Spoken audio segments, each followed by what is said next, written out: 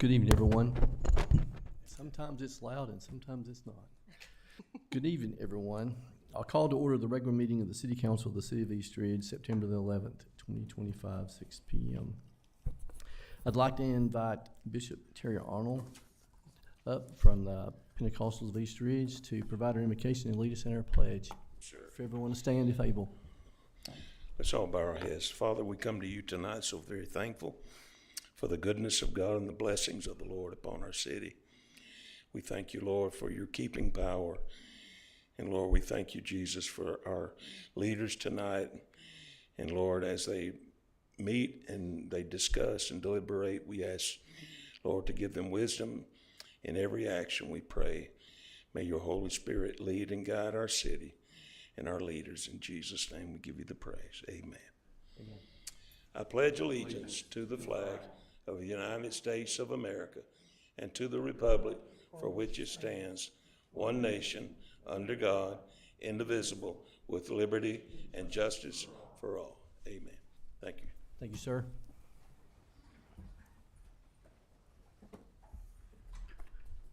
Roll call, Ms. Dietrich. Mayor Williams, Here. Vice Mayor Tyler, Here. Councilmember Cagle, Here. Councilmember Ezell, Councilmember Witt, Here. City Manager Miller, Here. City Attorney Litchford. Here. All right, the first item we have is the Milestone Award. This is where we recognize employees for reaching a milestone of employment with the city. We have Matrika St. Aud. She's with our court system, and she's been here for 5 years, so we want to recognize her and thank her for her service and all employees for their service to our city and our citizens. For without them, we wouldn't be the city that we are, and so we appreciate them.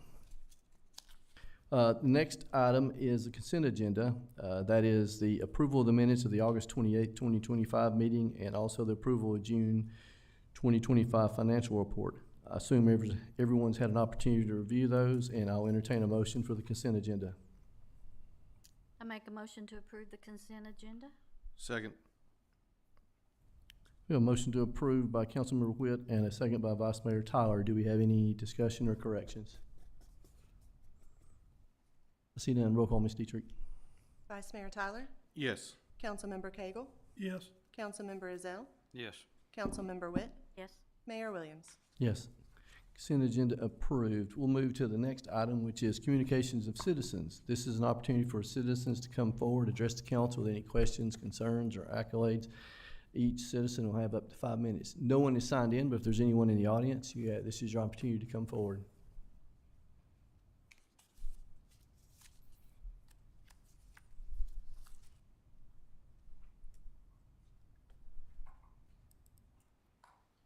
Yes, ma'am. If you'll give us your name and address for the record when you get here.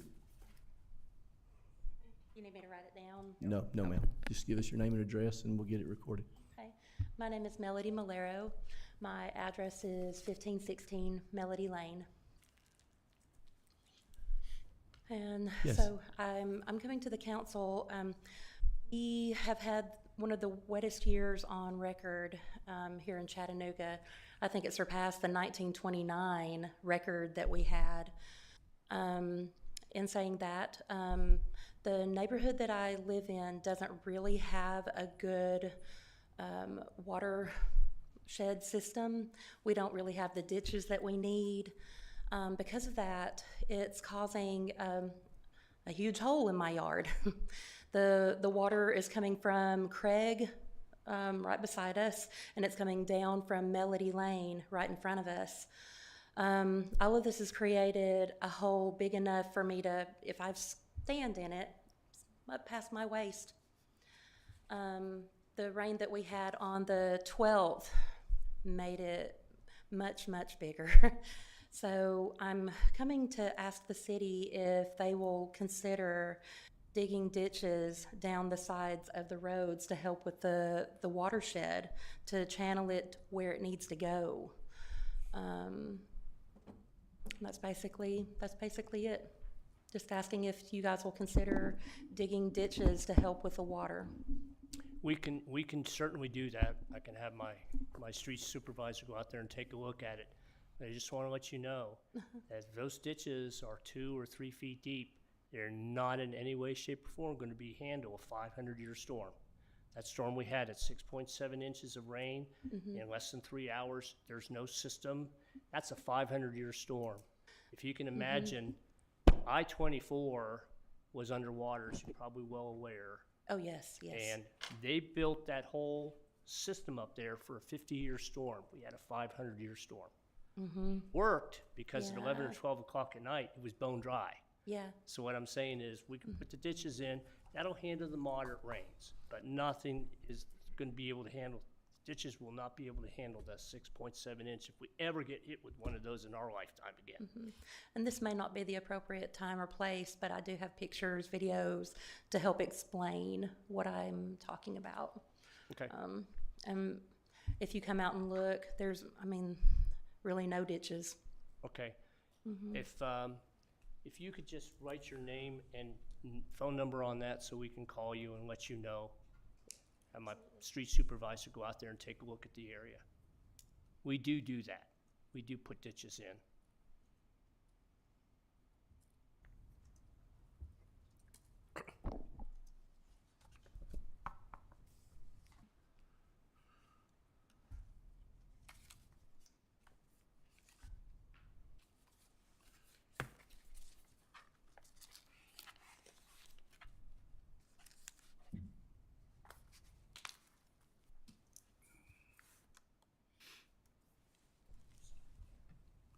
No worries. Thank you. Thank you for very your much. time. Thank you. All right, is there anyone else who'd like to come forward? I don't see anyone else, so I'll move to the next item, which is communication from council members. I'll start on this side, Councilman Rizzo. Nothing to stone. Councilmember Witt. Just want everybody to remember the first responders for 9/11. Vice Mayor Tyler. Nothing for me today. Councilmember- All right, yeah, so you don't get that lucky with me. Always have a lot to say. So I would like to tag on to Councilmember Witt. Today, you know, we want to pause and honor the remembrance of the lives lost on September the 11th, 2001. This day remains one of the most tragic in our nation's history, and we stand in solemn reflection for the families, the first responders, the countless others whose lives were forever changed. We honor the courage of those that rushed toward the danger to save others, the resilience of the survivors, and the unity that brought our nation together to face this tragedy. May we never forget the sacrifices made and the lessons of the strength, compassion, and patriotism that continue to guide us. So as we remember this solemn day, let us also renew our commitment of unity, service, and hope for our future. One of the things that I also want to mention is our Parks and Rec. We have so many activities that's occurring, so please go out and look at the website. There is constantly something going on in the arena and all around, all throughout the park. So many that I can't mention. So you can go to eastridgeparksandrec.com or hit their Facebook page. One I do want to keep mentioning is it's getting closer and closer. Now it's actually within this month is our fall festival that we've expanded to 2 full days, which is September the 27th from 10 to 5 and September the 28th from 11 to 4. It is bigger and better this year than it's ever has been, and we're very excited for that to occur. Then I always love talking about our library. We have a lot of things that are going on in our library. We've got Medicare Made Easy is Wednesday, September the 17th from 4 to 4:45. We have the Middle School Book Club Thursday the 18th from 3:30 to 4:30. That meets the third Thursday of the month, ages 10 and up, which 5th, 8th graders. It runs September to May. Registration is required. Needle felting for beginners. So teach how to, a beginner class, how to transform fluffy wool into adorable pumpkins. So that's also registration required. Then Pilates on September the 20th, Saturday, from 10:30 to 11:30. They do ask to bring your own mat or towel and water bottle and something comfortable to wear. That also is needs to register for that, and it's for adults. And then the Music Zoo is Wednesday, September the 24th. It's animal-themed music class from 10:30 to 11 for pre-K and 11 to 11:30 for first, third graders. Register for that. It is free as well. And then they're doing a walking Wednesday where they're walking around 8 laps around the playground, which is a mile. So that is awesome at 4 o'clock every Wednesday starting in September. And then baby time is also every Thursday at 11:30 from 0 to 2 for caregivers. They do lap bounces and book stories and songs for babies and toddlers. So there's a lot going on in our city, and try to take advantage of those amazing events and planned programs. Then lastly, I want to mention, very excited about this. So East Ridge we've been informed that we've been awarded the best managed city designation from Business View magazine. And that will be in their September publication. So I want to congratulate our council, management, office staff, department heads, and all of our employees that have contributed to making this achievement in the recognition of our city. The Business View magazine, I've got a snippet here of the actual article. It is a digital business-to-business publication that delivers comprehensive insights and profiles across key industries and serves executives, small business owners, franchisees in North America and other areas. They're focused on region-specific industries and municipalities. Their articles cover municipalities, civic initiatives, industry organization features. They are a trusted industry professional across business and government sectors. Their subscriber base is over 870,000 readers in North America, and they were included in the 2020 fastest growing companies in America. So we're excited for that. Thank Mr. Miller and everyone that is involved in us getting that recognition. And with that, I will pass it over to City Manager Miller. Thank you, Mayor. Got a handful of items to review over with and inform the public tonight. First off, we received a letter from the Tennessee Comptroller of the Treasury that approved our capital outlay note, the amount not to exceed $400,000. This is for the replacement of the dump truck as well as a rear end loader for the sanitation department. Provide a brief update.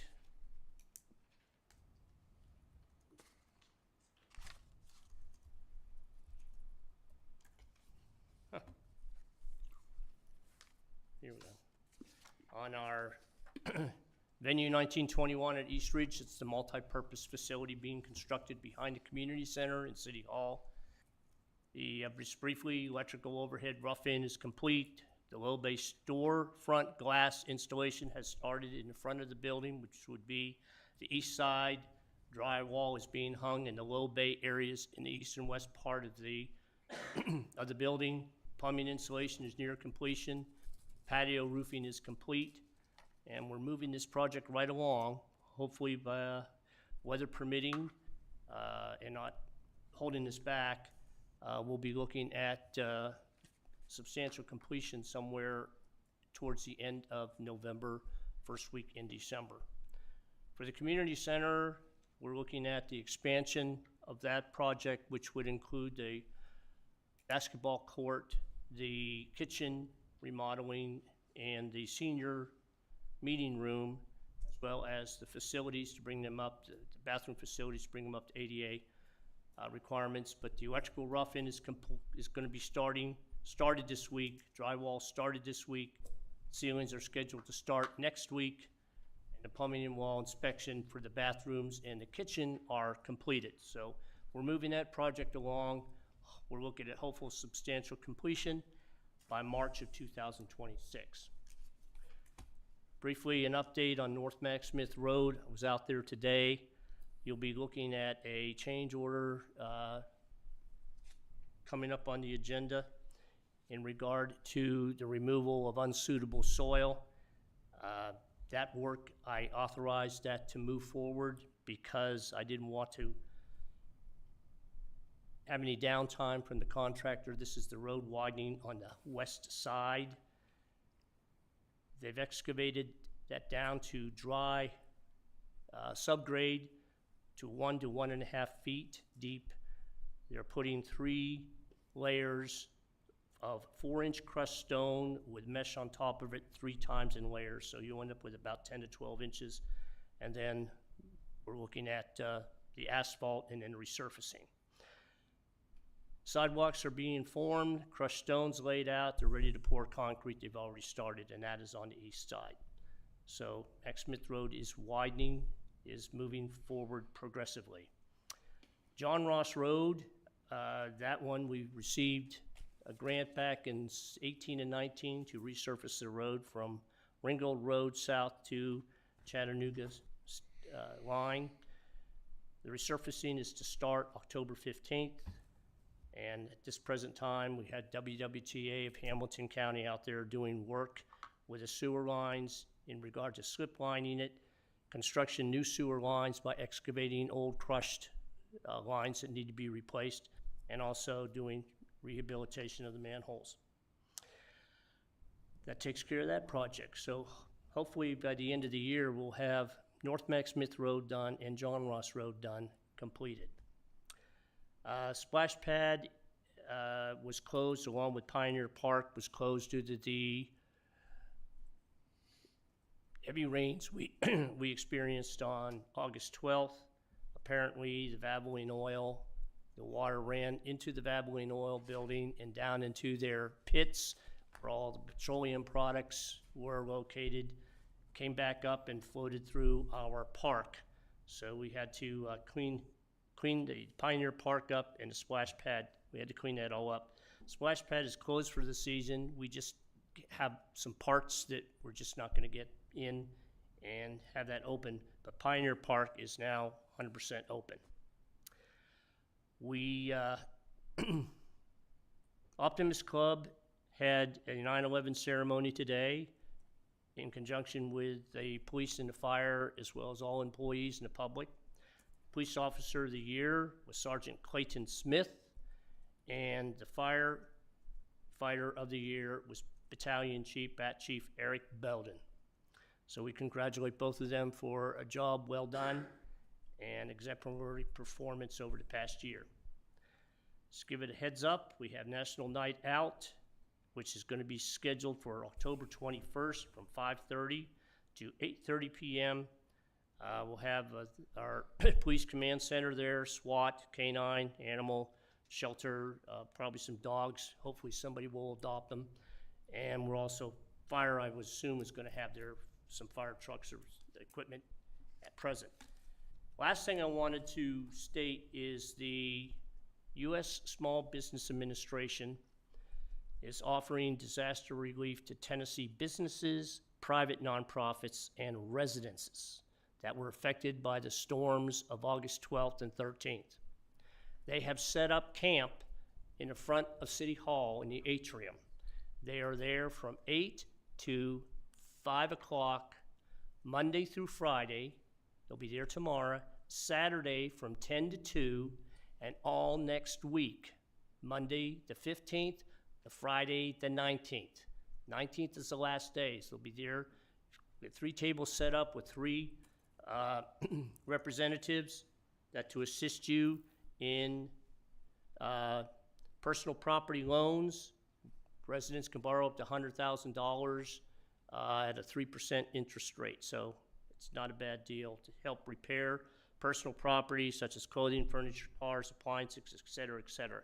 So this is going on now. They'll be here till the 19th. So if any resident experienced flooding damage on the October 12th, August 12th, 13th, rainstorm we had, need to show up at City Hall atrium, front doors, and sit down and talk to the SBA and see how they can help you.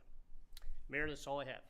Sorry to be so long. No, you're fine. Thank you, sir. Yes, I wanted to also thank Hamilton County and TEMA for reaching out to me concerning the SBA program and asked if there was a place that we could host this, and we graciously volunteered to allow them to do that here in our atrium, so it'd be close to any of our citizens in this area to come and possibly take advantage of this. Also, one thing that I forgot to mention, and great to see him here today, Grant Broxma. He is the field representative for Congressman Chuck Fleshman. So you're more than welcome to come up if you'd like to introduce yourself, or if you just want to stand up. I'd like to introduce you to the council, and if you'd like to say a little bit, but thank you for attending today. Hello, my name is Grant Broxma. I am the field rep for Hamilton County for Congressman Chuck Fleischman. I also live in East Ridge off of Germantown Road, so this is my home. So I'm here both personally and kind of for work. Here for anything federally you need, happy to be a resource, answer any question you have. I'll leave my cards and also be around afterwards. So thank you. Thank you, sir. Council, any questions for Grant? Live in East Ridge. Hope to Thank buy you a very house much. soon. So anyone know a realtor? Awesome. Thank you. Yes, sir. All right, we don't have any old business, so we'll move to new business. And the first item is a public hearing for ordinance 1232, and then we'll actually do the ordinance as well. This is an ordinance to amend East Ridge City Code Article 12, Chapter 3, Section 12-301 in order to adopt the 2023 National Electoral Code as the official electoral code for the city of East Ridge. Thank you, sir. I will open up this public hearing. Mr. Howell, do you want to brief us on the? Yes, Mayor and Council, good evening. So the building department updates its codes every 6 to 7 years. Being the city of East Ridge is an exempt jurisdiction for commercial buildings, under Tennessee Code annotated, exempt municipalities are required to adopt codes within 7 years of the most recently published edition. This key code applies to the NEC as well. The last adoption of the NEC electrical code was in 2017. To maintain the status exempt jurisdiction, and more importantly, to continue protecting the safety of our residents and businesses, we now need to move forward with the adoption of the 2023 NEC. Thank you, sir. This is a public hearing, so it is open forum for anyone in the audience, public that would like to come forward if they have any questions or anything they would like to address with this proposed ordinance change. Now is your opportunity. I see no one, so I'll close this public hearing and we'll move actually into the actual ordinance. Ordinance number 1232, an ordinance to amend East Ridge City Code Article 12, Section 3, Article 12, Chapter 3, Section 12-301 in order to adopt 2023 National Electoral Code as the official electoral code for the city of East Ridge. Thank you, sir. This is the first reading. Mr. Howell, I won't make you repeat all that unless you have anything else you'd like to add. Not, council, I will entertain a motion for ordinance number 1232. Make a motion to accept ordinance number 1232. Second. We have a motion to approve by Councilmember Ezell, and we have a second by Vice Mayor Tyler. Do we have any discussion? I see none. Roll call, Ms. Dietrich.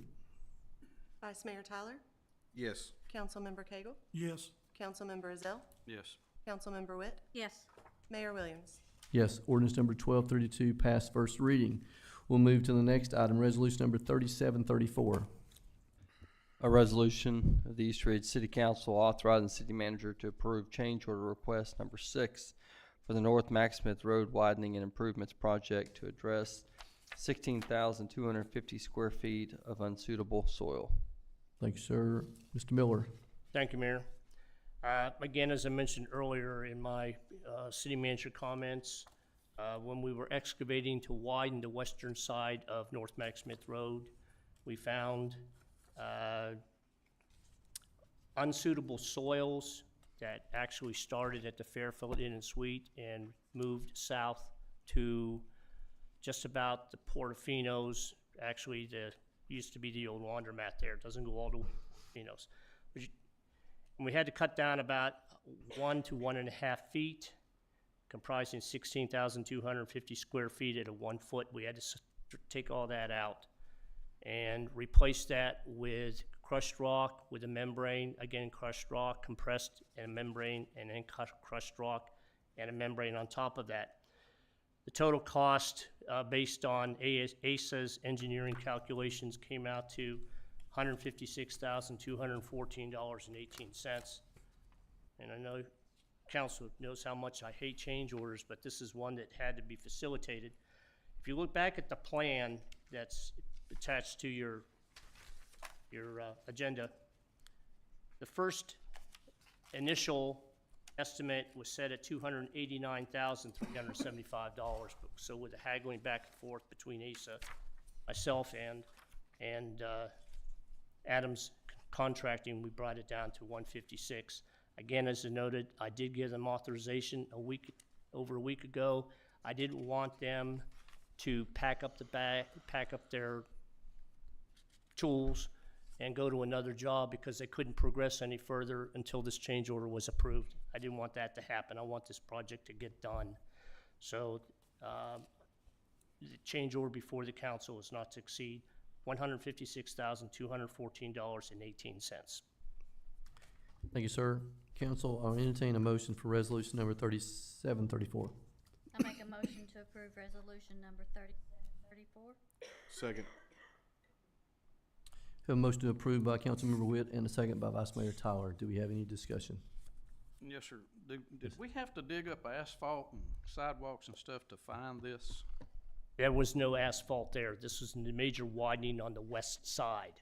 I guess what I'm getting at, if it was just land, did we not take any kind of samples whatsoever, considering we were gonna widen to that to find this upfront? Apparently we either didn't do enough soil samples, or we didn't go that far to the west. Do you think we're done with adding money to this project? Yes. Absolutely. That's all I got. Any other questions?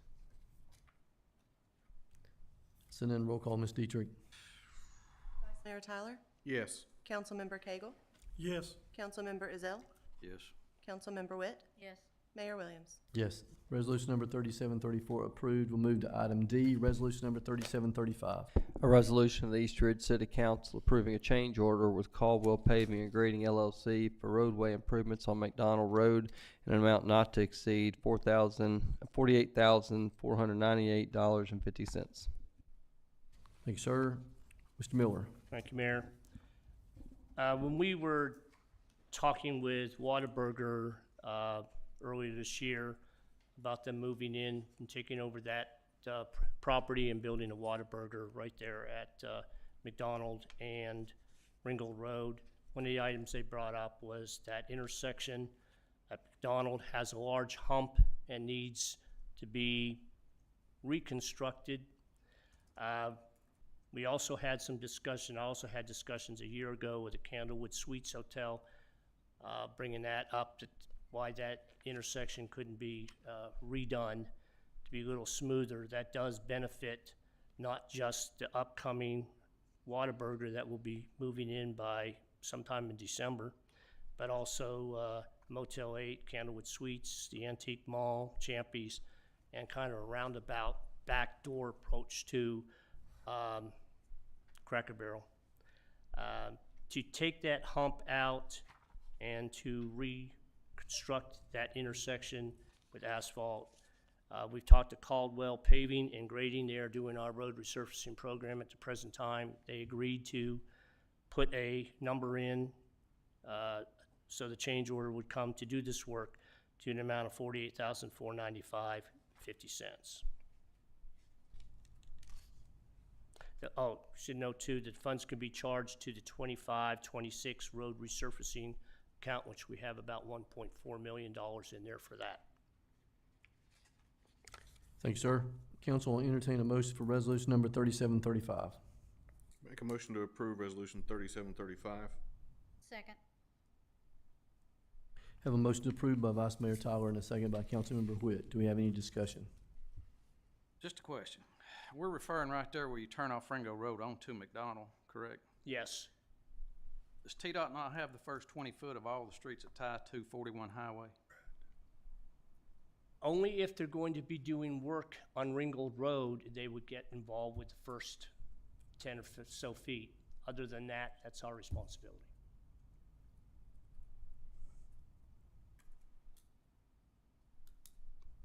If I were to petition TDOT to do that work, it would be low, very low on the totem pole. I know you're gonna say it'd take forever. I understand. It would take forever, and I'm trying to make McDonald Road more drivable for those, for the new business coming in, but also for those that are existing now.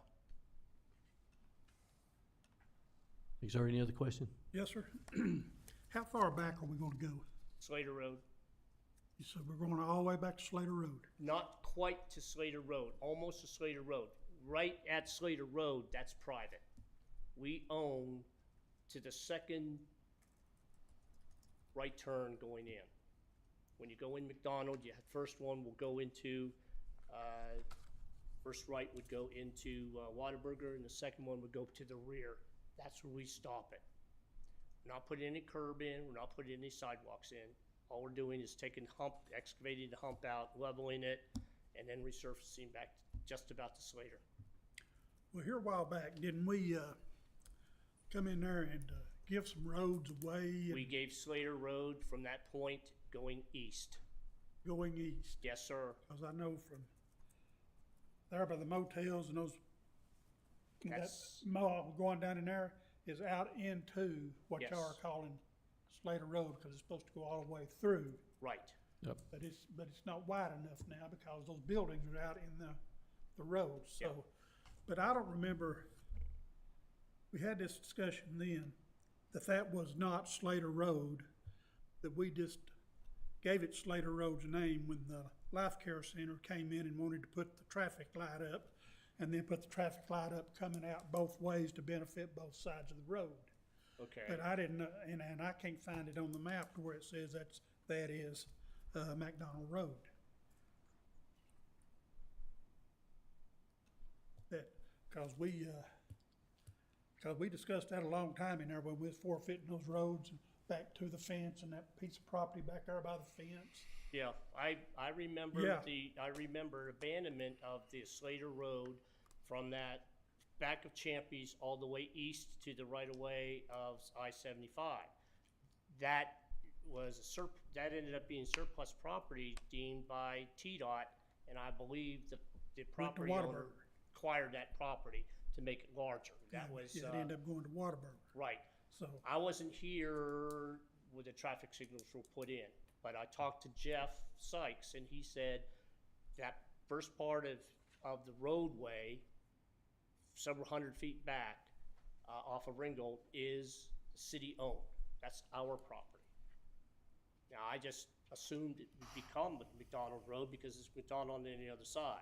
Yeah, well, it's, But whatever you name it, it's still, according to Ace Engineer, it's still our Yeah. road. okay.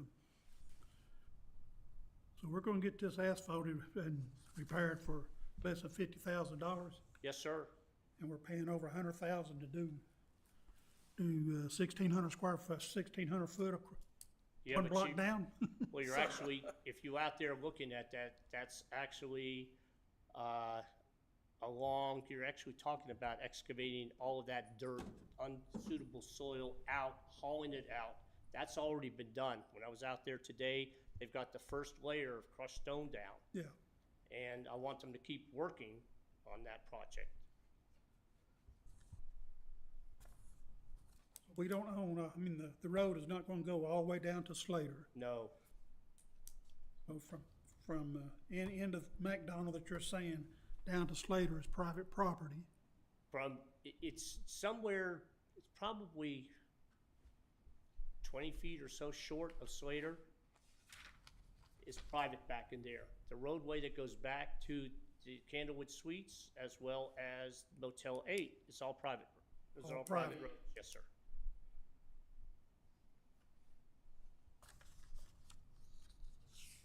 Okay. Is there any other questions?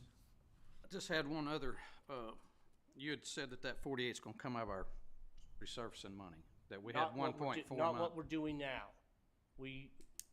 The road resurfacing program we're doing now, these guys have been dragging, but they're getting it done.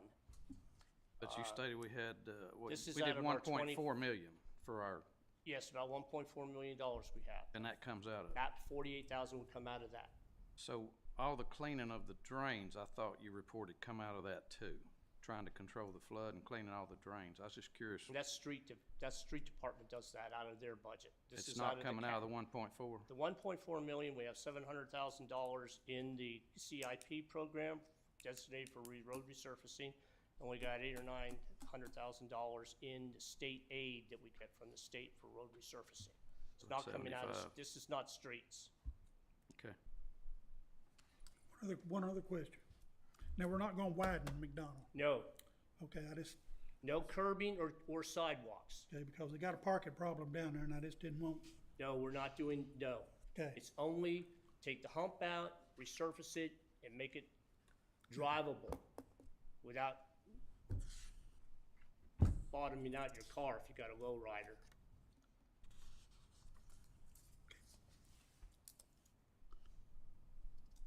Any other questions? Send roll call, Ms. Dietrich. Vice Mayor Tyler, Yes. Councilmember Cagle, Yes, Councilmember Ezell, Yes. Councilmember Witt, Yes. Mayor Williams. Yes. Resolution number 3735 approved. We'll move to item E, resolution number 3736. A resolution of the East Ridge City Council authorizing the purchase of 2 Ford Explorer sport utility vehicles from the Lonnie Cobb Ford through the Tennessee Department of General Services statewide contract listing number 209 pursuant to Tennessee Code and We missed one. You skipped one. Oh, I had that. You're right. I did. Excuse me. I've done it before. Excuse me. Got carried away. 3736. Chief is sprinting up here, I bet, wasn't he? Yeah. We just wanna make sure you're on the ball. Yeah, you was listening. That's a good thing. I'm Yes, sir. sorry. I'm sorry.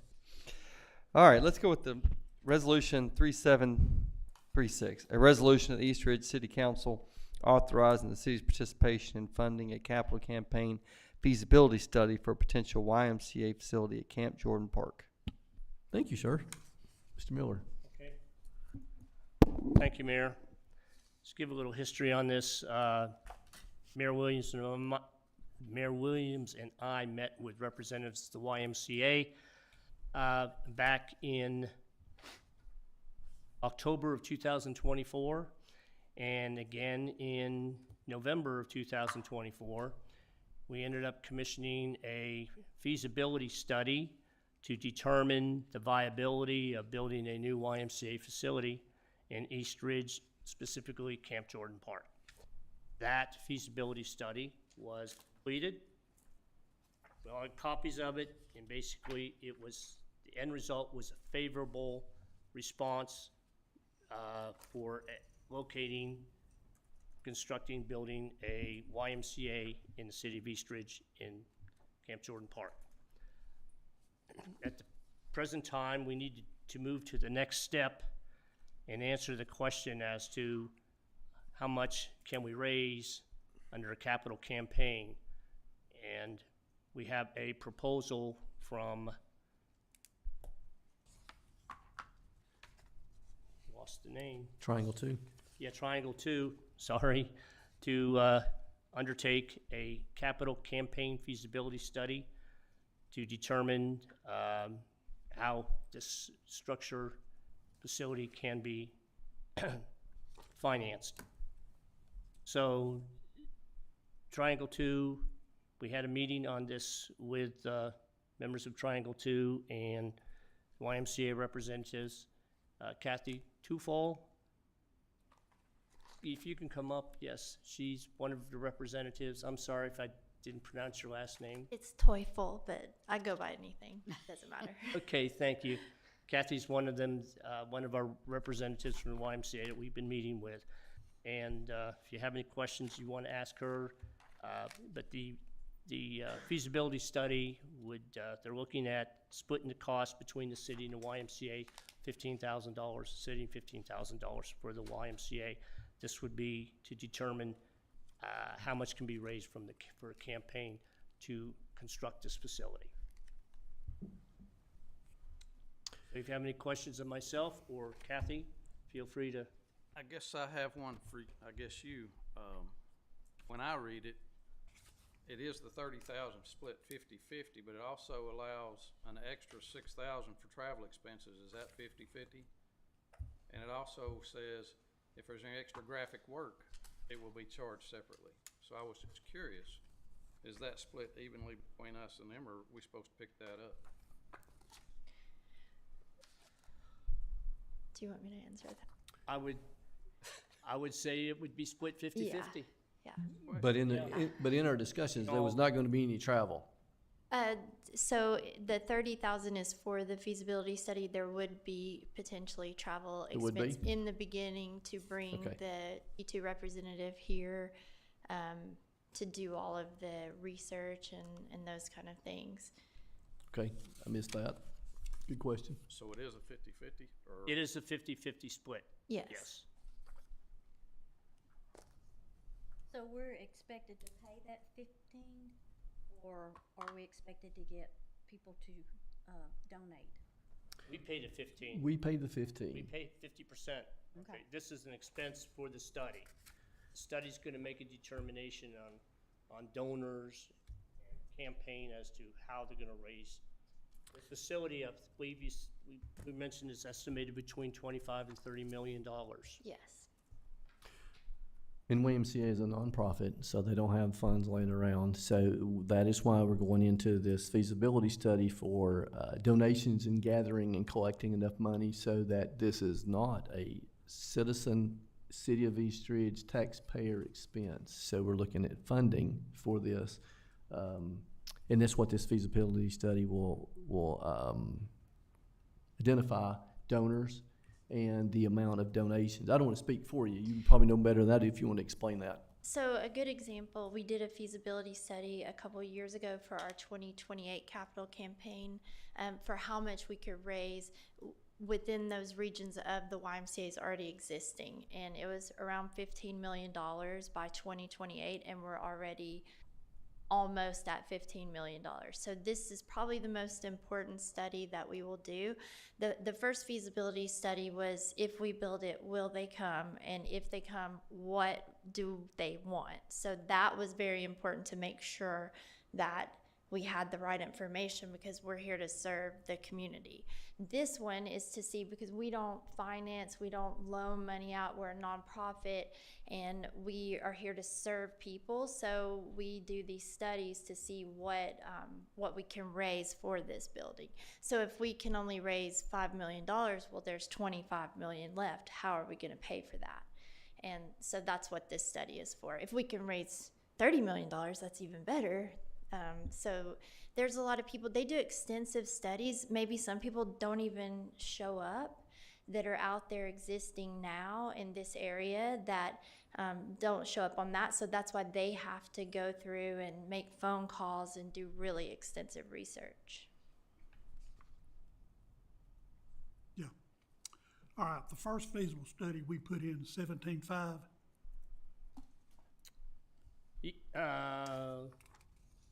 First feasibility study. 14,333. All right, 14.4. 14, yeah, 14.4. All right. So now we're gonna put in 15 more plus the add-ons that, Yes. so we're liable to have maybe 4,000, 5,000 more add-ons, 6,000? If the travel, I mean, they probably put in there the approximate amount on the high end, but if we fly people here to do that study, I mean, we'll make So sure we're gonna it's. have add-ons. Okay, now my next question is, the study, did you call just East Ridge citizens, or did you call all of North Georgia, all of East Brainerd, Ooltewah, Signal Mountain? Yeah, they will. Got the study Oh, from sorry. them? Or did it all come from just the city of East Ridge? The study for the first feasibility study was within a 10-minute drive time, 10 to 15-minute drive time around East Ridge. And so they did in that study, they also did a cannibalization report for all the branches. For example, Hamilton is the closest branch to East Ridge. It doesn't cannibalize Hamilton at all by having YMCA in East Ridge. They went all the way out to Georgia, all within that 10-minute drive, which is the same feasibility study they did for each branch within our association for other capital projects. Yeah, well, see, The reason why they asked that question is, I've talked to several citizens in East Ridge, and they said they never was notified, got a questionnaire or anything about it. They didn't know anything about it till our last council meeting, when it was, and they seen it on the YouTube or whatever we put it on. And, so they've been burning my ear up about it. So that's the reason why I was asking that question. Yeah, so in that study, I think those results are on there. I'm not sure of the detailed report you have, but they don't call every single citizen, in East Ridge. It's different categories. It's broken down into different categories, and that's how they determine and make those phone calls as well. So they don't just send phone calls. They do emails, and they do census reports and those kind of things that come to those numbers that they have. Just to give you further information, based on their feasibility study that was reported, dated March 25th, they did 409 completed phone interviews. 409 completed In phone East interviews. Ridge. For the first For the whole feasibility 10-mile study. radius? Yes, Okay. yes.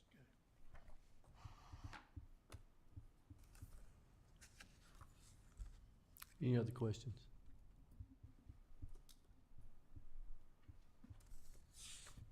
Thank you, ma'am. All right, council, I will entertain a motion to resolution number 3736. Make a motion to approve resolution 3736. Second. Have a motion approved by Vice Mayor Tyler and a second by Councilmember Witt. Do we have any additional discussion? I see none. Roll call, Ms. Dietrich. Vice Mayor Tyler, Yes. Councilmember Cagle, By the citizens that's been talking to me, no. Councilmember Azell, I'm like Jackie, I had a lot of phone calls. The answer is no. Councilmember Witt, Yes, I got no phone calls. Mayor Williams. Yes, I got no phone calls and a lot of positives. Resolution number 3736 approved. We'll move to item F, resolution number 3737.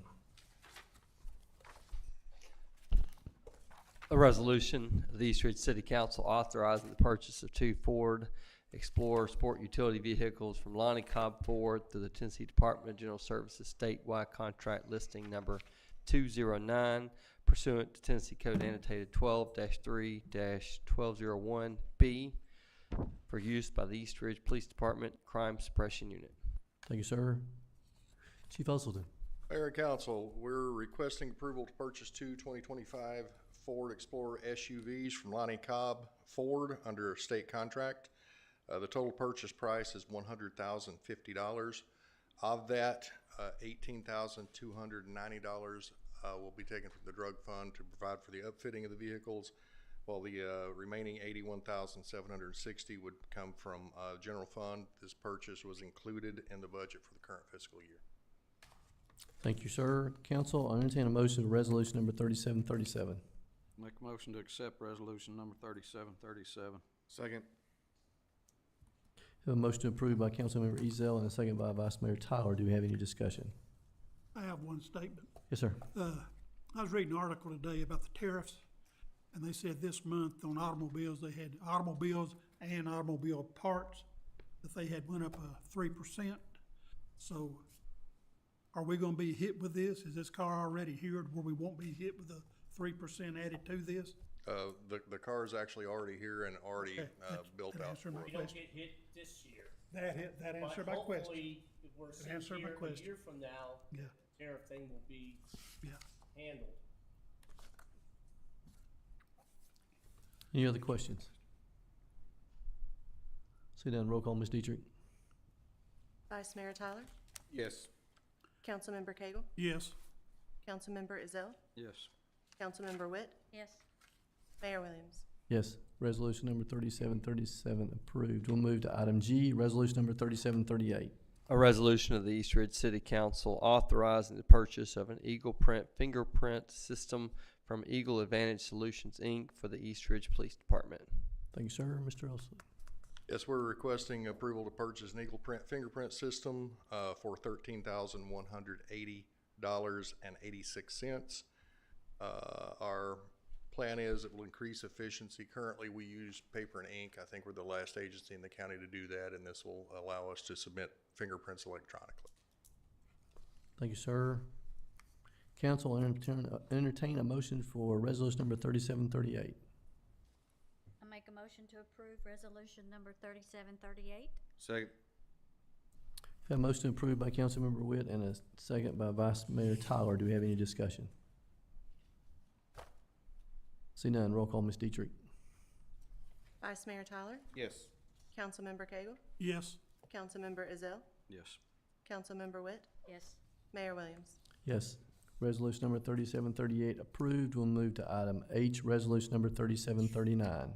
A resolution of the East Ridge City Council authorizing the acceptance of the federal fiscal year 2026 Safety Office High Visibility Grant in the amount of $10,000. Thank you, sir. Mr. McAllister. Yes, Mayor and Council.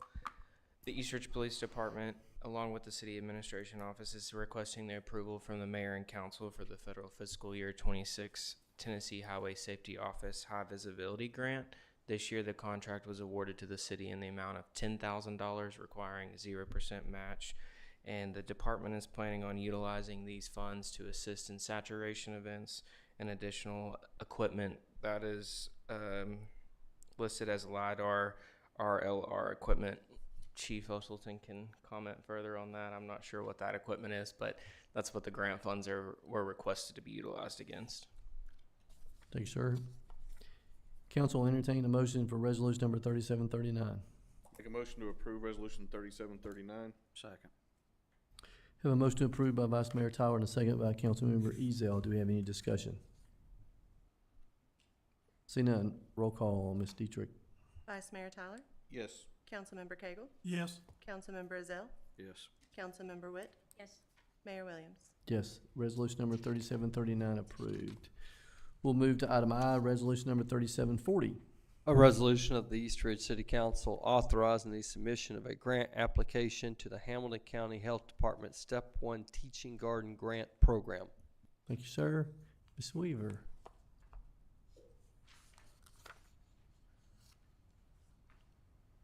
Good evening, Mayor and Council. The library is seeking approval to apply for a Hamilton County Department of Education Teaching Garden Grant. It's for $1,000, and we would use it to purchase 4 movable vertical planters that would be located right outside the library. These would be maintained by several members of the library staff that have a lot of gardening knowledge, as well as some of our patrons. If awarded, the library would offer multiple activities such as garden club and garden workshops.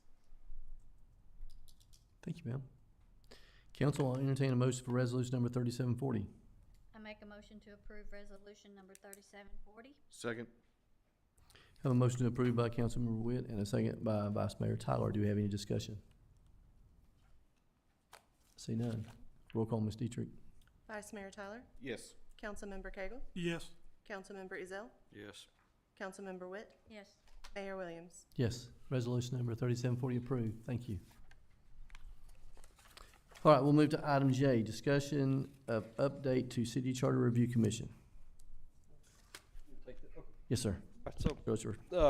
from our last, this is April 10, at the August 28th meeting, there was a request kind of for, discussion and update. And if y'all recall, back on April 10th is when this body voted and approved for a charter review commission to be initiated by City Manager Miller to contact MTAS. Those communications Mr. Miller did immediately. I was on those email chains, and he spoke with Ms. Hannah Rogers, who is our MTAS representative for this district. She has undertaken those efforts and is in the process of completing her process of review, and from there, her review will go to Melissa Ashburn. At this time, the review is limited to, are there anything in there that they are finding based upon new case law that is illegal based upon the current verbiage of what we have in our charter.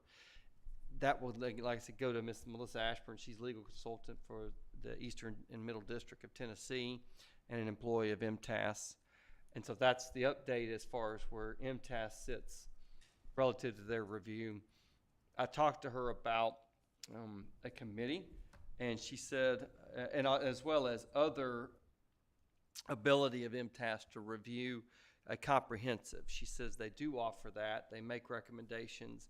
What they do is they've got every charter in the city, every charter in the state, knowing that, of course, in Tennessee, there's only, I think, 16 homeroom charters. But they also will borrow from others just to see what municipalities, particularly ones that are, give or take, 20, 25,000 in population, they can look at that. They've got a lot of resources. They also promulgate a publication on their website for the National League of Cities that is a 40-something page document that is dedicated to charter review. So the literature is there that they have, but they use that in connection with the professionals of their staff. They can do that. She did say, as I put in my note here, that that would be a significant number of hours that would be dedicated, but it is an option if it's available. But ultimately what they came with is they're going to finish, they hope to have their review in middle October, and then that work product will either just be submitted to Mr. Miller and me, or they'll be here. I do not know, but one way or another it will get presented to this body, or at least I will get that to you as soon as I receive it. Thank you, sir. And I'm sorry, is there any questions? Yes, sir. Yes. What would be our process to start now to forming our committees, to have questions when they bring back what they find? For us to give to them or get with them and converse our findings versus their findings on what we want to do and whether we're legal or vice versa there. Are you asking for them to bring it to this body or to a? Well, no, I'm asking right now, what is our next process? Yeah. All right, how do we appoint a committee? Do I get 3 appointments? That's all can be decided. That's all, so the council decides that? There is no roadmap per se on how to form a specific charter review committee. I will say I did, in asking Ms. Rogers, what she did say is that, one, they do that, but if it's a specific items that you're asking a committee to look at, that's one thing. If it's an open-ended one, because that was her question, because I said it was mentioned that there was a discussion about a committee, and she said, well, is it open-ended or is it specific targeted ones? And she just said if it's open-ended, expect hundreds of hours, just because of what you're looking for is not just the 20 pages of the charter, but other charters that exist out there.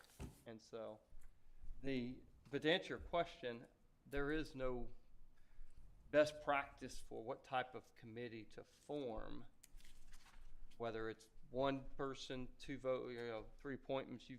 This body has the flexibility to do what it wants to do on that. Okay, let's see, I think I had an example here marked down like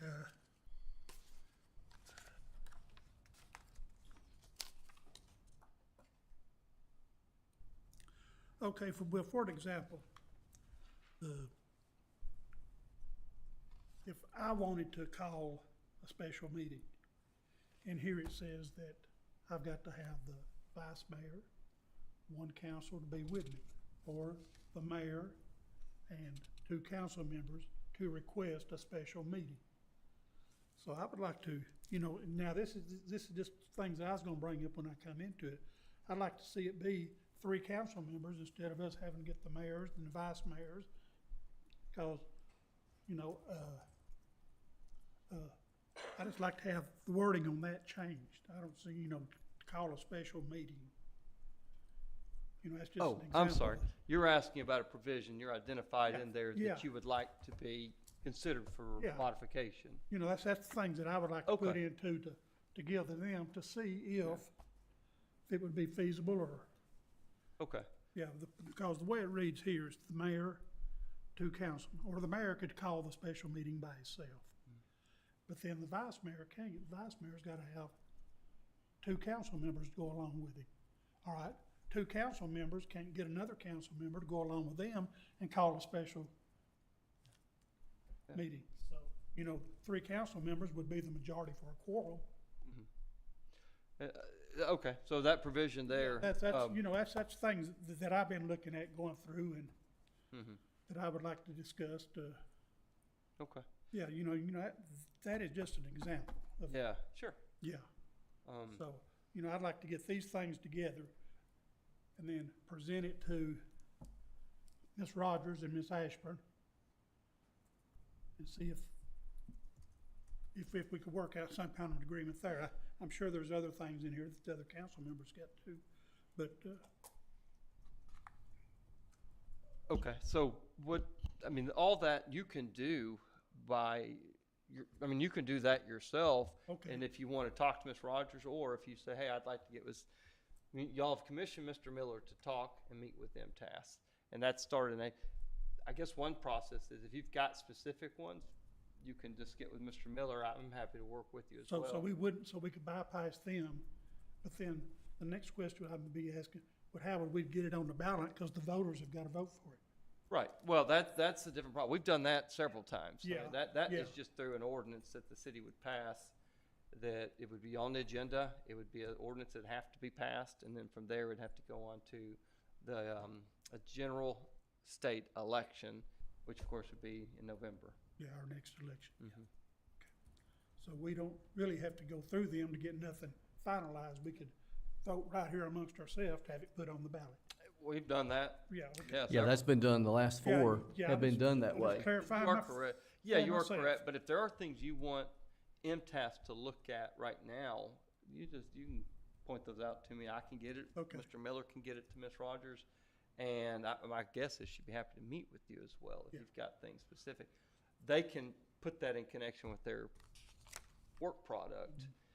but they don't have any authority or anything to actually change. That would have to be through this body. Okay. Well, to initiate the process of getting it in a referendum, excuse me. In other words, what it would be is he would make a motion for an ordinance to change to this, and it would be voted on. Mhm. And if it passes, then it would make it to the referendum to the city. Correct. Okay. Yes. And that process, just to be clear, it doesn't require a committee or a charter review. We could just No. do that anytime we want. Yeah, That's Okay. correct. there was it's your answer is yes. Okay. We actually had, I think we had 2 modifications in 2022, I think. Yes. And I think there was 2 in Yes. 20 as well. I think there was a In 20, total of okay. 4 in the last, 6 or 8 years. Okay. And it was all council driven. Right. Mhm. And Yeah. I talked with our attorney today about this, because I guess I'm the one that started this problem. And he's looking at something from me too, and he'll talk with MTask, and if it's legit, then it'll be brought to us, instead of having a large committee go through all of it. There's just certain things that personally I think need to be cleaned up, straightened out to better verbiage. So, So, when you need clarification on the charter, who do we come to for clarification? Who has? City attorney. That issue came up in 24, in 22, when there was a clarification about the residency matter, and that came up, and I went to the state election as well as our local election commission, and they said those interpretations or clarification are for the city attorney, because ultimately, if there are challenges, the city attorney would be defending the city relative to that position. So what's best right now is if you have anything that you want brought out, we need to take it to you, and then you can take it to Hannah and them. Yeah, I mean, anything, I would Yeah. talk to the professionals, I would, yes, definitely. And, or Mr. Miller and I will go, but yes, the short answer is yes. See, there's things in here just like was amended back in 2008, 2014, and it's not telling me in here what was amended. It's telling me revised and or replaced various sections. That's right here. So I don't know what that is, so I would like to try to get these amendments to see what they are. Should be an ordinance attached to that, correct? If so, we could get that ordinance pulled. No, I mean, but we could get the ordinance pulled There's a lot of ordinance and provide that to references. you. Ordinance number, and then it, Yeah, but see right there, that's what I'm reading. Yeah. See, it's not in here. No, yeah. Yeah. I mean, it's in there, but it's not defined. It's referencing the ordinance that made the change, but the details of the change It's not in here. is not spelled out. But that's Right. something that we could have This is- pulled. So this is not by really actually up to date, black and white for somebody to read and go by. What's up to date as what was passed. It's not giving you the historical changes, is what I think is what you're asking. What we can do is there are within the document references to various ordinances in the provisions that have been modified since 1921. To the extent we're able to locate them, Ms. Dieter's been pretty solid on locating ones. I don't know about those, but just saying, when I've asked her for historical ordinances on other ones, whether it's zoning modifications or anything, she's been able to find them. So I can get with her and ask her what we can locate. And my guess is Ms. Middleton would, if she's got any institutional knowledge, she could help with that as well if we called her. I think I noticed on here, the last thing that was, the most recent, 2020. And I know we've had some changes since then. Yeah, that's probably just what is on. Did you pull that from the MTS website? She pulled it up for me. From the MTS? That is what's on MTS Yeah. website and in the files that I was able Okay. to locate. And it was dated, it was labeled by Ms. Middleton and updated as of 2022. Yeah, that's the copy I got. It says Okay. updated as 22. Okay. And some of that may be, I know we had, if we need to get with the election commission to get them to communicate with MTS as well. I don't think we had anything on any referendum item in 24.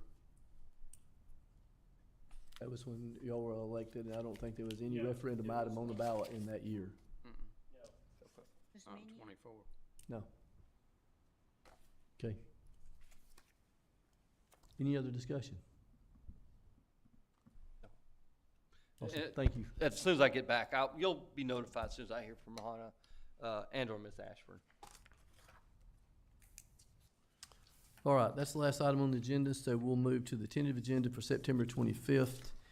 Under old business, we'll have the second reading for ordinance number 1232. That's ordinance to amend the East Ridge City Code, Article 12, Chapter 3, Section 12-301, in order to adopt the 2023 National Electrical Code as the official electric code of the city of East Ridge. Any additional questions? We covered this earlier, but I'll ask. Then under new business, there would be a public hearing and an unnumbered ordinance, an ordinance adopted for the purpose of amending the city of East Ridge Tennessee Municipal Zoning Ordinance regulating developing within the corporate limits of the city of East Ridge to minimize danger to the life and property due to flooding and to maintain eligibility for participation in the National Flood Insurance Program. This would be first reading. Mr. Howell. Yes, Mayor and Council. So FEMA completed a comprehensive update of flood insurance maps for the city of East Ridge as part of a nationwide initiative to revise the flood maps. The city must adopt the updated firms before the effective date of November the 28th, 2025 to maintain good standing with the National Flood Insurance. Both FEMA and TEMA have reviewed and approved the East Ridge Flood Ordinance in its entirety.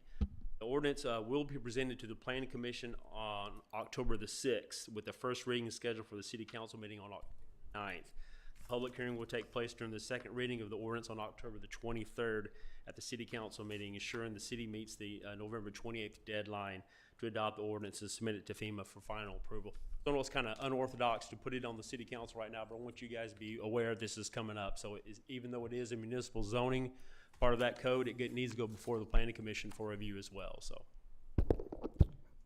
Mike, I'm referencing your email that you sent me yesterday that we're looking at moving the public hearing scheduled for September 25th to October 23rd. that is correct. That'll give us our 15-day requirement for our two public hearings, since we're having a public hearing for the Planning Commission. And that way, I was talking to Mr. Litchford on that, and so did Jen on that one. That way, we have that time frame there for review. Okay. Thanks, sir. Council, any questions? Thank you. All right, the next item is another unnumbered ordinance, and it's ordinance to amend the fiscal year 2026 operating budget. That would be referencing ordinance number 1226, first reading. Ms. Qualls?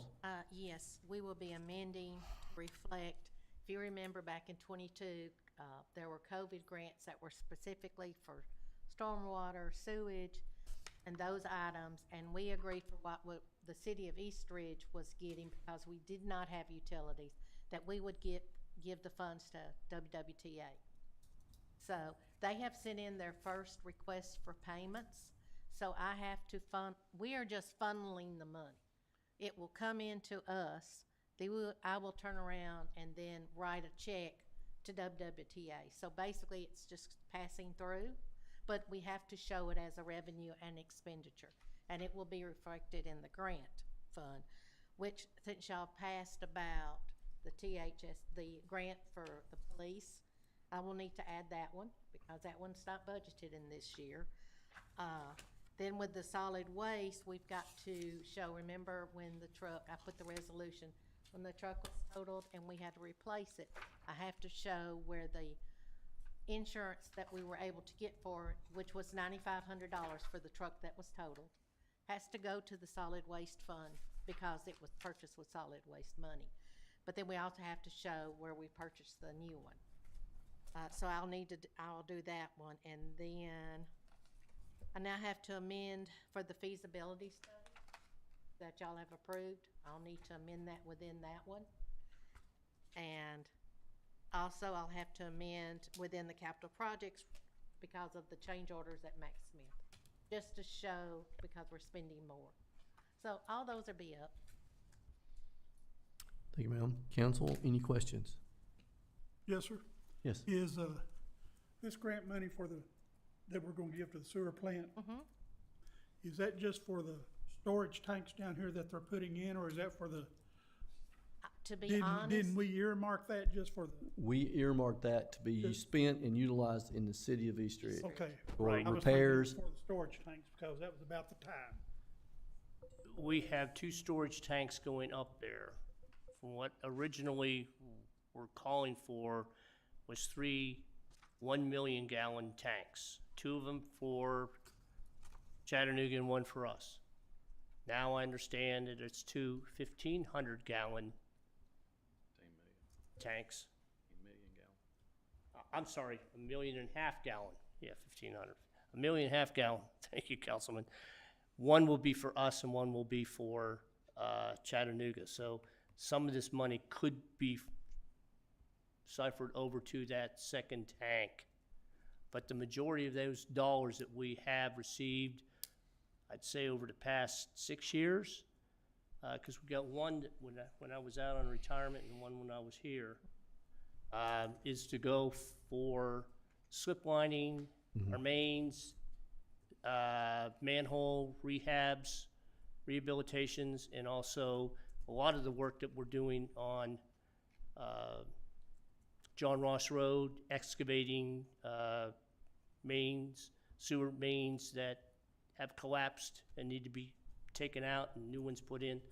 That's what it's supposed to be used for. Yeah, when we made that offer to them, because we could not utilize that money, and we knew we needed some sewer upgrades, we earmarked that it had to be spent for our upgrade. So we definitely can follow up and ensure that that's where that focus was, because that was the intent. It is to be spent on upgrades within the city of East Ridge, since it was the funds coming from us through the federal grant. Good question. Any others? All right, then the next item is an unnumbered resolution approving a bid for trophy vendor to supply trophies for various sports programs for the Parks and Rec Department. Ms. Giles. Yes, Mayor and Council. We've put rebids out for our trophy bids, and we will open those next Wednesday, and then I will present those to council on September 25th for your approval. Thank you, ma'am. Council, any questions? I see none. Then the next item is discussion of service of alcohol at Venue 1921 at East Ridge. Ms. Giles. Yes, Venue 1921 at East Ridge, recently named in recognition of the East Ridge founding year, is being developed as a premier location for both community and private events. As we prepare to host weddings, receptions, fundraisers, luncheons, dinners, and other social gatherings, we will need the ability to offer alcohol. Under the proper licensing and regulation, it is an important step towards enhancing the venue's appeal, meeting public expectations. For example, we met with a group a few weeks ago, myself and Mr. Miller, and the first thing they wanted to know was, were we going to serve alcohol? Well, per the two ordinances that we have now, Venue 1921 has not been added to it, so it will need to be added to our current ordinance, and then we will need to decide if we are going to offer wine and spirits at this location in order to make it successful. That is a huge and critical part of that venue, to bring in these bookings. As we've seen and as we have researched, all of the wedding venues, the corporate rooms at your hotels you can rent that are all around us that have the same square footage as what Venue 1921 at East Ridge is going to offer. So if approved by the City Council, an ordinance can be drafted and presented for the first reading at the September 25th. Would we need to change that to October, since we wouldn't really have a first reading between then, since it's just discussion right now for tentative? Would I need to look at moving that? Yeah, let's do it October. Okay. We can come up with some kind of a draft, bring back at the 25th, September 25th meeting for discussion. Okay. And then we can go from there. Yes, sir. That's all. Thank you, ma'am. Council, any questions? Yes, sir. I looked at the thing where we said up here around the town hall, the community center, could have alcoholic. No, first it says beer. Then on down here, as you go on down, it says alcoholic beverages, all right? Beer and alcoholic beverages, to me, are the same thing. But then other people says alcoholic beverages is wine and liquor. So don't that need to be readdressed on the definition of beer and alcohol? But the community center has already been approved for it, and I thought the whole area up here had been back when we approved that. But singled it. It has McBride in there, a portion of it, but you have my copy from when we met yesterday. Yeah, sorry. I know that Camp Jordan. Are we going to approve the selling of alcohol, or are we going to approve them serving alcohol, the people that's renting the venue? Is that what we're It would be discussing? both. Both, okay. Yes, sir. Which we do now at the arena. They sell it, and then they have it as donations too, but not liquor or wine, only beer in that arena or in that park. We do not have, I've never allowed liquor yet in Camp Jordan. Wasn't they one organization that came in around Christmas time or sometime that brought their own and served it? There's still precautionary things in there with the ABC, which me and City Clerk Jennifer met with them last week on a 2-hour conference call to go over all those regulations, which again, once the body of the council gives us permission, we, myself, Jennifer, and Mr. Miller will in return meet with Mr. Litchford, again, the city attorney, to outline all of the steps that's required by the state of Tennessee, the TBAC, and how we will do this venue based on those. Because they monitor anything that's advertised. Like weddings really aren't advertised. And if they do an open bar, that's fine. There's no special permit required. But if you have a cash bar, there is a permit required. And you also have to have permission from us. We have to send in a letter, Jennifer does, from the city of East Ridge to the TBAC, because they monitor everything. They even monitor it if you have donations, you still have to have a special permit. If I'm correct in everything that we've been working on, me and Jennifer, for the past month. So again, that's why we're seeking council's approval to start the discussion, start writing the ordinance so that we can bring it in front of this body to get your final approval to move forward with that on all the stipulations that we will follow everything that the state of Tennessee has given us to follow to run this event hall. That's licensing, that's the certificate of insurances on the COIs and everything where it names the city as additional insurer. We actually right now have 2 RFQs out for preferred, like inclusion bartenders or firms that would be under us, that this was who they would have to use so that we know that they have all of the license and everything that protects us as a city. And we also have a catering, like a recommended list to be able to hand out, and that will open in October for us to review and present to council too. So we've already been taking steps to try to comply with everything that this body would like us to be ready for. Didn't we have it for the concession, that they had to go through the concessionaire to work out a deal with them before they could? That was at Camp Jordan. That does not pertain to this new Okay, well- venue. In her contract that we just did this year, it only states that area. It does not state venue 1921, because that is not how we wanted to do it, because she's concessions. And she does the beer. I do not know that she has her liquor license or anything. Now, she is welcome to apply or respond to the RFQ, which is not a problem, but, and I can get with City Attorney Litchford and double check, but in her contract, because I went through it the other day, that was the one thing we did not add venue 1921 in there, because she's concession. She does nachos, chips, Cokes. That is not what this venue needs. This venue needs a licensed caterer for us to recommend. It also needs bartenders, or again, catering services offer that too. So this venue is on the next level of what we offer in the park. Yeah, and clarification, he was talking about the definition of alcoholic beverage. That verbiage is set forth at the state level depending on the alcohol by volume of the drink itself.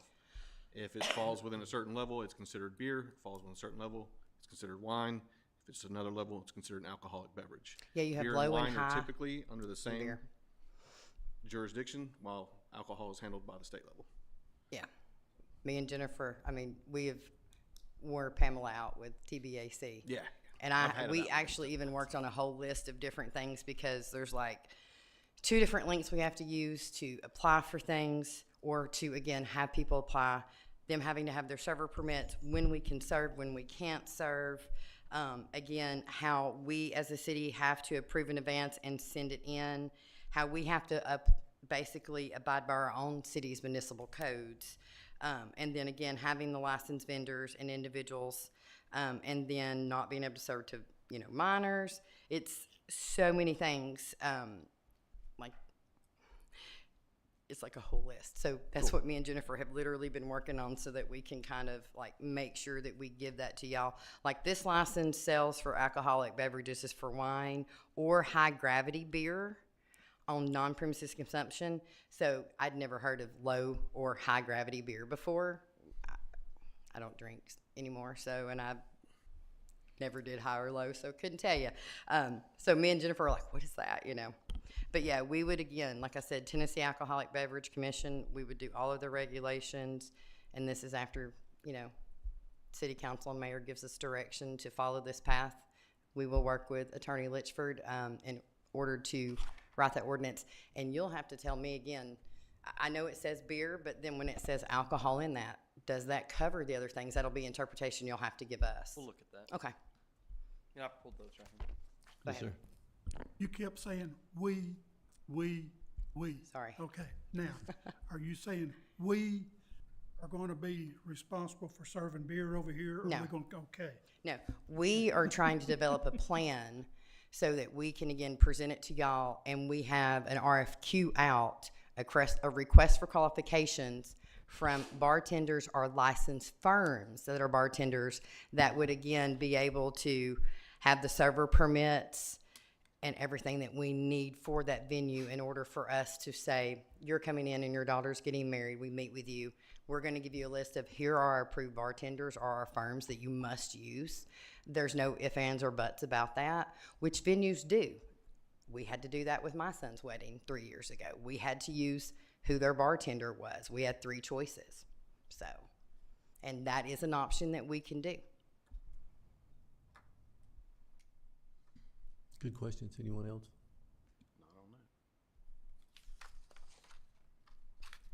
Thank you, ma'am. That is all we have on the tentative agenda at this point. Is there any other, yes, sir? You know where I was going. Is there any other Do you- business we need to add? Yes, sir. I have one when Oh, you get through. I'm sorry, go. I got one when he gets through. Okay. Mr. Howe.